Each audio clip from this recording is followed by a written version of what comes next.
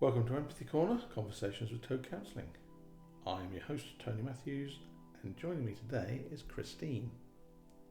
In today's episode, we'll be talking to Christine about her company, SoulCarers, who go out into the community and deliver mental health help to those that are in need. Hi, Christine. Hi, Tony. Welcome to the show. So you own a company called SoulCarers. Yep. What is it that inspired you to create a mental health care company in our community? What brought it to life? So my family have a long history of mental health. Yep.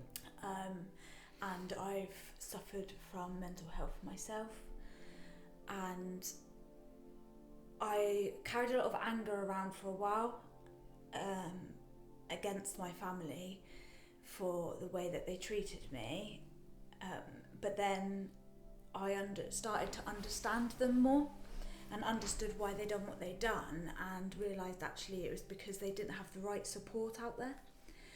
So I knew that I wanted to help other people and other families, so that there was that support out there and people didn't feel alone. So how long have you been running for? So we would have been running for 5 years in July. So how many clients would you say you have on your books? At the moment we have 15, and I have 7 employees, including myself. And you're the director. Yep. What is it that goes into the type of care that you offer in the community? So we specialise in mental health, so we go on specialist training run by Devon County Council that provides us training in different types of mental health, such as schizophrenia, personality disorders, ADHD, autism.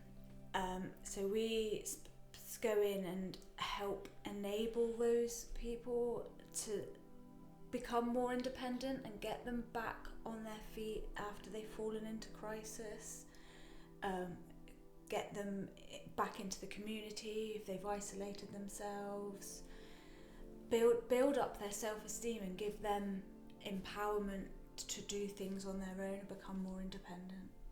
What sort of things go into that? Because obviously being mental health side, I take it there's no domiciliary type care or anything like that. No, so we don't do any personal care, so we don't have to be regulated, and we feel that actually we can support them more if we do not do the personal care side of things. Yeah. Because if we could do personal care side of things, we would kind of be taking that empowerment for them to become independent and doing it themselves away from them. Yeah. So we're more about encouraging them and prompting them into doing that side of things themselves.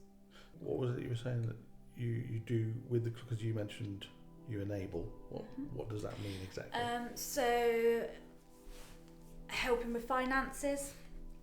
So a lot of people, I'm not saying everyone, but a lot of people that have fallen into a depressive state or anxious state have buried their head in the sand and let debts pile up and ignored debts. So we'll go in and bring all that together and help them get back on top of that. A lot of them have isolated themselves, so we will find groups of things that they enjoy, and sometimes it is just a support group, especially the men. There's a man down group now that started, so we encourage as many males that we support to go to that. If they're into arts and crafts, we find craft groups that we can get them to join, so they're doing something they like whilst meeting other people as well. Sounds very rewarding. It is very rewarding, and sometimes the small things that the average person would take for granted, is a massive step to some of these people, especially some that haven't left their house for years. So just taking that step outside their front door might be nothing to everyone else, but that's a massive thing for that person, and seeing them do that and being part of that journey with them is the most rewarding thing. So do you see many clients yourself? Is it something that you get involved in as well? Yeah, so at the minute I am very much involved. Okay.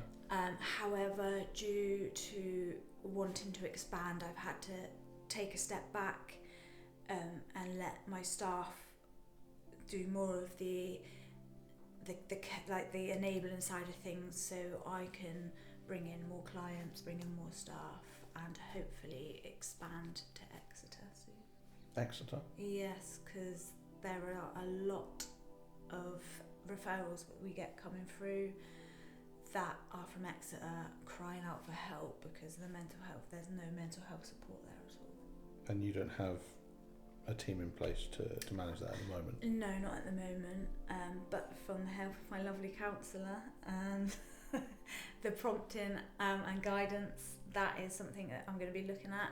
So my headquarters would be here, and then I would employ people in Exeter to do that side of things. Okay. So do you have a time scale for Exeter? As soon as possible.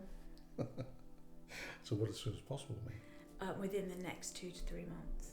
So when it comes to those mental health challenges and the clients, what sort of issues and the main challenges that these clients have to face with? I know you've mentioned that there's money issues and not going out and things like that. Do you tailor your support that you offer with your team to the clients? How does it actually work? So every client's different, whether they've got the same diagnosis or not. Every individual that we support has got different challenges. Yep. So we tailor those needs by doing a care plan. So the staff are involved in that care plan as well. So we know what goals that we're going to work towards. And sometimes the goals are a bit too big, so we have to break that down and make little action plans. Yep. So we can work smaller goals to get to the bigger goal. Can you give us an example of a type of care plan that you would have with a client? So we've got one client at the moment who we work with, and she is currently in a supported living house, but she wants to move out independently. So at the minute we are helping her get on top of her finances because she suffers with ADHD, so she impulsively spends, which often leaves her in debt or with no money. Yep. So we're working on a finance plan with that and working towards giving her small bits of money each week to use, and then getting her to try and save a little bit of money.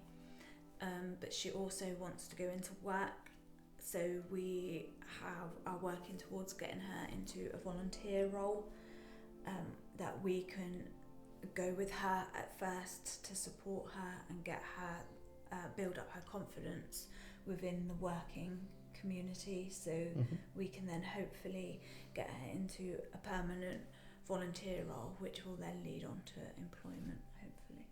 Okay. Sounds very encouraging. It is. It does come with challenges though, because some clients are so used to being in their survival mode, what I call it, so how they're coping is their survival mode, yeah, that it's hard for them to come out of that survival mode and go into something completely new, which understandably scares them. So it can be quite challenging when they're pushing back, thinking that we're trying to control their lives, but we're just trying to put them onto a better path. Okay. And I would imagine that'd be quite difficult as well sometimes, especially where clients come across and feel that they are being controlled. Yes. Or their lives being taken over. Yes. I think is probably a better way to put it. And I think when you've suffered mental health, you feel like you've lost control anyway. Yeah. So having that control taken away from you in different aspects can be very scary as well. Okay. You mentioned ADHD. Where exactly does that fit when it comes into mental health? So ADHD itself is classed as a learning disability. However, it does come with depression and anxiety. Yeah. So we're working along with depression and anxiety, which then leads to isolation. So that's the side that we work with. Okay. And I know the other one that accompanies ADHD can be ASD as well. Yes, yeah. Autism spectrum disorder. Yes. Right with my wording. Yes. Do you get many clients that are, as I suppose society has decided that neurodivergent is the better term when it comes to ADHD and ASD? So we've only got one at the moment who has been diagnosed with ADHD. We haven't got any official diagnosed ASD clients, although a lot of personality disorders are misdiagnosed. Okay. So because ASD has a lot of the same traits as a personality disorder. So sometimes we think we're working with someone with personality disorder, but it could be ASD. Okay. Are you able to help with that process of people being assessed with ASD Yes, and ADHD? yeah. So we help with GP appointments, which is another thing because a lot of them put them off because they've got anxiety to go or want to go but have got no one to go with because they're worried to go on their own. So we help with all of those. We help with letters for assessments if they need them, with our view of what we see. Yeah. Because we see some clients we see every day. So we can build up a big picture of these clients to help along the process of their diagnosis. Sounds very detailed. Yes. Very, very challenging sometimes because you're working with a system that doesn't like working. So you've talked about ADHD and that element of being controlled as a client, so their independence has been taken away, things like that. So how does your team around the mental health care side build that trust with the clients to help them move forward and be enabled? So with our clients, we try to stick to the same enabler, mm-hmm. or the same couple of enablers because of holiday and sickness. Yeah. So that they can build a rapport, so we don't just jump straight in to, right, we've got to do this has got to be done. Like, we build up, we spend the first month or so building a relationship with that client, but also keeping professional boundaries in place. Okay. What does that mean when you say professional boundaries? So I like to share my story with clients, but it's very limited what I say to my clients. So if they've been through something similar to what I've been through, I will say to them, oh, I understand because I've had something similar happen to me, or I've been through that situation. So it's sharing, but not sharing too much, so they wouldn't know if I'd been through a trauma and someone else had been involved in that trauma. They wouldn't know who that person was or what that trauma was. They would just know that it was similar to what they had been through. Okay, so what's the reason you don't share too much? For one, we're there as their enabler, not their friend. Yep. And sharing some information helps empower them to know that they're not the only person. I like sharing a little bit because I like to show people that you can get through it. It's not all dark times. There is light at the end of the tunnel, and I like them to know that, but without going into detail and stepping over those boundaries and letting them into my personal life too much. So having a little bit of self-disclosure, Yeah, and that bit of trust with the client, shared experience, that sort of side of things, to put them at ease. Yeah, to put them at ease, and because suffering with mental health myself, it was my biggest bugbear when someone used to say, I know how you feel, because no one knows how I feel. How could they? No, and that's one of the things that I use with the clients. I will say to them, I understand that this could be upsetting, or but I never say I understand how you feel, because I don't understand how they feel, because everyone deals with situations completely differently. It's a very individual thing. Yeah. Okay. So with all this in mind in regards to working with clients, the boundaries and everything else, and the work that you've done, because you've been doing this for 5 years now, so you must have some, for want of a better term, should we call them success stories, where they've possibly had an impact on you and what you do, and that motivation to push you forward even more? Yeah, like I said, I think we've had some kind of success with every client we've worked with, whether it's been a small success or a big success. We've had one client that actually didn't need us anymore because they went off and they got a job and live quite independently now. So, but every client that we work with, there is some small success. Yeah. So when you say you set goals, you said earlier about, getting back into work and things like that, and this client that you're talking about do they relinquish their care, or is it something that you guys assess first and then the care just stops? How does that work? So it is discussed between myself, the client, and the social worker. Yeah. The client mainly is the person who has the say, because it's their care, and then me and the social worker will, if there's any issues, we feel that they're not ready, we'll discuss that and then relay that back to the client. So it's a bit of everyone's say. Yeah. But if we feel that the client is okay to move on and doesn't need any more help, then we'll let them decide that. Okay, so it comes down to what the client wants ultimately. Yeah. So it's their decision whether they continue with the care or... Yes, yeah. Okay.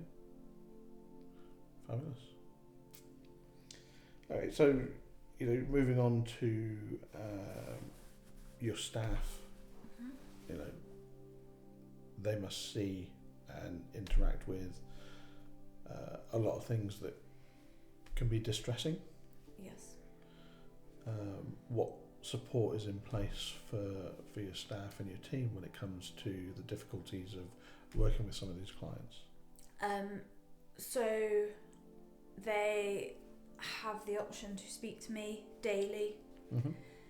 They have regular supervision, but they also have the opportunity to have counselling that is paid for by me, by a professional, if they feel that the burden's a bit too much and they're struggling with something and they need to let it out in a professional manner. Okay. So you offer therapy with another company to offer that support with your team? Yes,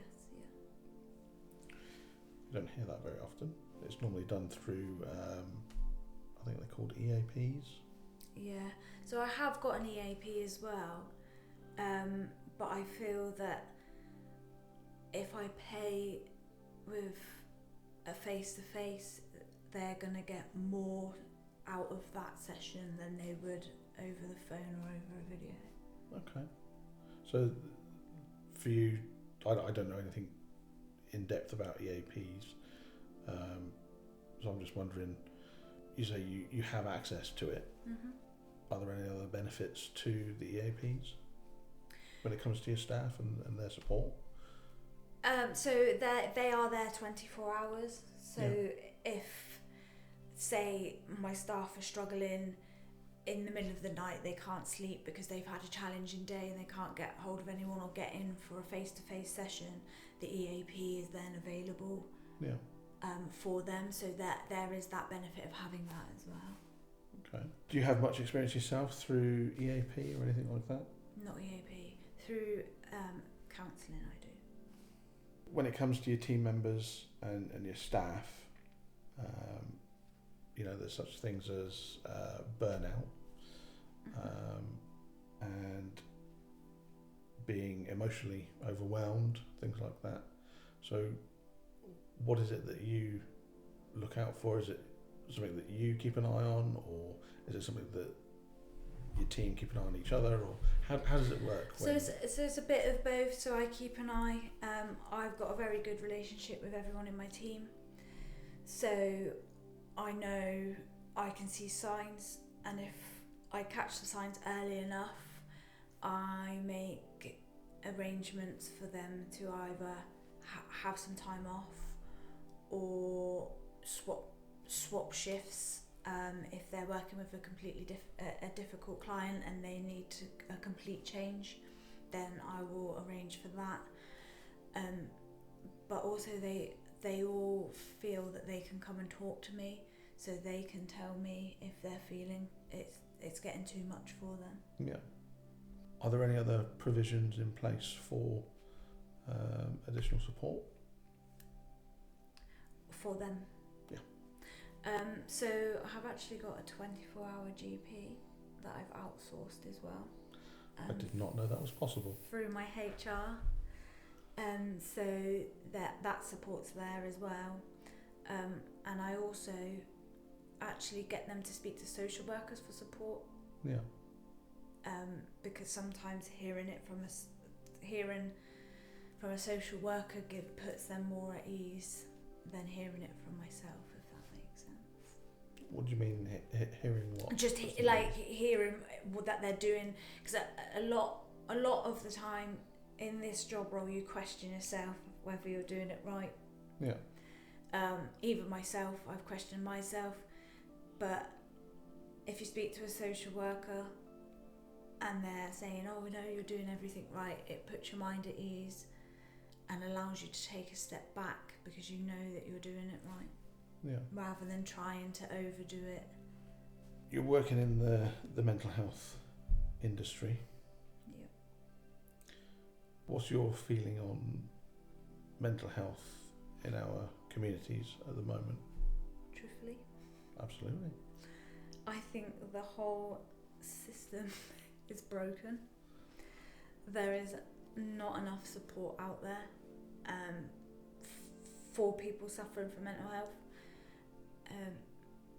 Considering that I am the only company in Bideford and Barnstable that specialises in mental health in the community, has a lot to say for itself, really. Yeah. there's still so much stigma around mental health. I see it when I'm out with some of my clients. I've got a lady who's got paranoid schizophrenia, and she talks and laughs to herself, and you can just see people staring when she does it and making faces. And it's hard because I'm there to support her, and it makes me angry seeing it, but I have to stay professional and keep my mouth shut, and anyone that knows me knows that is very hard for me to do. But I just don't think there's enough education. I think education should start in primary schools around mental health, because I think if that education is put into our children at a young enough age, there wouldn't be this much stigma. So when we say education, are we talking management tools in place to help manage their own emotions, outbursts? And just education, basic education about mental health, because I think there are a lot of children that either have mental health themselves or live with someone with mental health but don't recognise it because it's not talked about. So what would you advise? That they put it into the school curriculum. Okay, so with everything going on, you run a company, you run a staff, you see clients, you are there emotionally for the staff. So, that's a lot for somebody to take on. You're running a business, you're there for your clients, you're there for your staff. There's a lot of emotion, and there's a lot around mental health. Yeah. How do you manage? Sometimes I don't, truthfully. It's got to take a toll somehow. It does sometimes. Like I said, I think that there's good days, there's really good days, and then there's bad days, and there's really bad days. But it all depends on how I'm feeling myself. So what would be a bad day? A bad day can be where I have had a bad time at home, and then I have just got everyone from every direction coming at me, clients, staff, social workers, and then I just get overwhelmed. So when you get overwhelmed, what do you do to manage that? I start off with having a cup of tea. Yeah. I sit down for 5 minutes, and then I think about how far I've come in my journey, and I then prioritise who I need to emotionally be there for at that point in time. Yeah. Depending on the needs of what that person has. When you're having a bad day and you're working with clients and you're working with staff, but if we go with the clients mostly, how do you manage in regards to then empowering a client that's then struggling with mental health? I'm actually really good at masking. That's my survival mode. Yeah.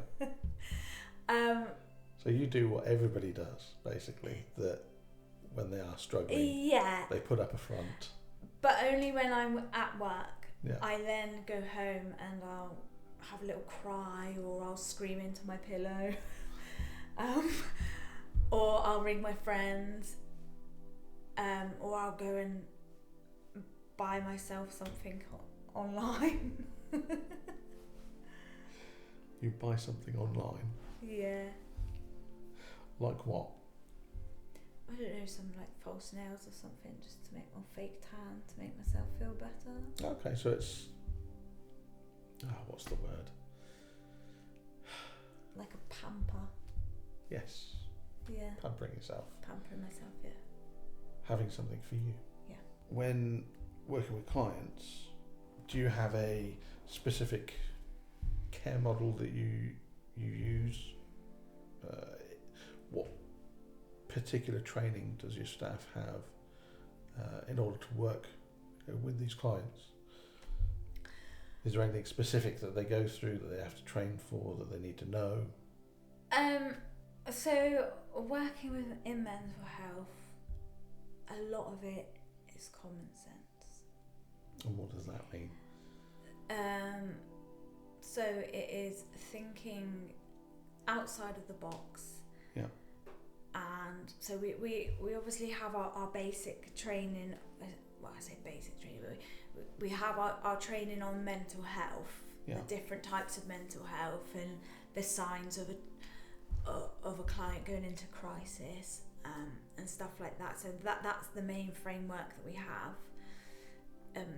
But with regards to going into clients, it is just reading their care plan, understanding their needs, but understanding them as an individual rather than stereotyping them with their mental illness. Yeah. Because I hear it a lot, especially on the school run, when you hear a mum talking about her difficulties with a child with ASD, and then you get one mum that says, "Oh, I know everything about ASD because my child has ASD." Yeah. No, you don't. My child has ASD and ADHD, and I'm still learning. And every child is different. And every child's different. We all have our own personalities, and we're all individual. And I think that's the biggest thing that I ask my staff to learn. It is learn about that individual, not about their illness. Yeah, because people aren't their illnesses. Nope. So with that in mind, over the last 5 years that you've been running this company, what are the mental health approaches that you use that have evolved or changed over that period? You know, what was it that you were doing in the beginning that you could see that hasn't worked, but over time you can see, you know, it's changed and other things have been put in place? A lot of it's about my self-growth. I used to be very much a yes person. So I would go in and support clients, and it would be, yes, I'll do this, yes, I do that.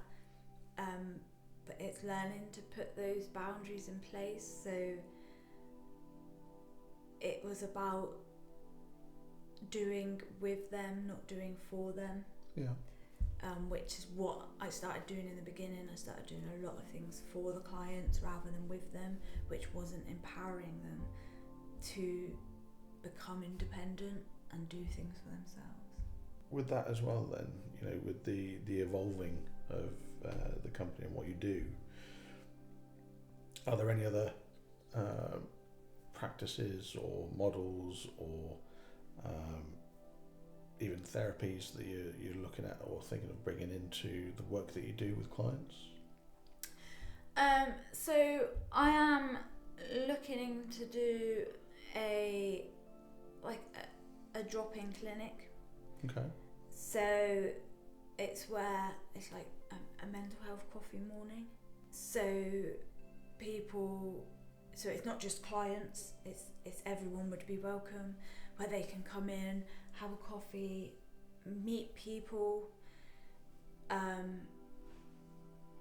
but also that there would be staff there that would be available if they needed help with paperwork or something like that. So that's something I'm looking at to help them, empower them, to bring them back into the community and meeting new people. So you say a drop-in clinic, is it something that is going to be mobile? Is it going to be fixed? Or so that's the things I've got to look at.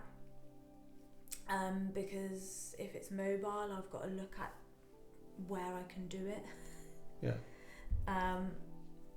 So it's going to be something that I'm going to look at. Ideally, I'd like it to be mobile because not everyone's going to be able to get into Bideford, or not everyone's going to be able to get into Barnstable. So yeah, it is something that I'm looking at. So would you look at approaching coffee shops? Yeah, coffee shops, libraries, Okay. They do tea in libraries? They do soup. They do a soup kitchen in a library Really? in Barnstable. Yeah. Okay, that's awesome.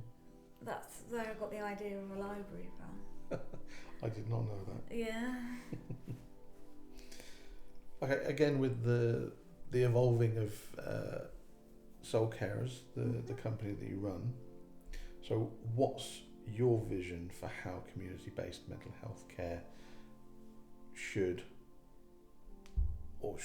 be looking like in the next 5 to 10 years? What's, with everything that you know, with what you do and the way everything is at the moment in the NHS and charities, 5 to 10 years, what is there anything that you'd predict, would you say? What would you like to see is the main thing, really? What I would like to see is more people being able to get that support and being able to afford it, because at the moment a lot of our clients are actually paying for their care themselves through Devon County. Yeah. And even though Devon County feel that they can afford it, it's still leaving them short, but they don't want to lose that care because sometimes we are the only people that they see. So it would be nice to see enough funding for more people to be able to reach out, and actually for people to be able to reach out, because the whole system at the minute is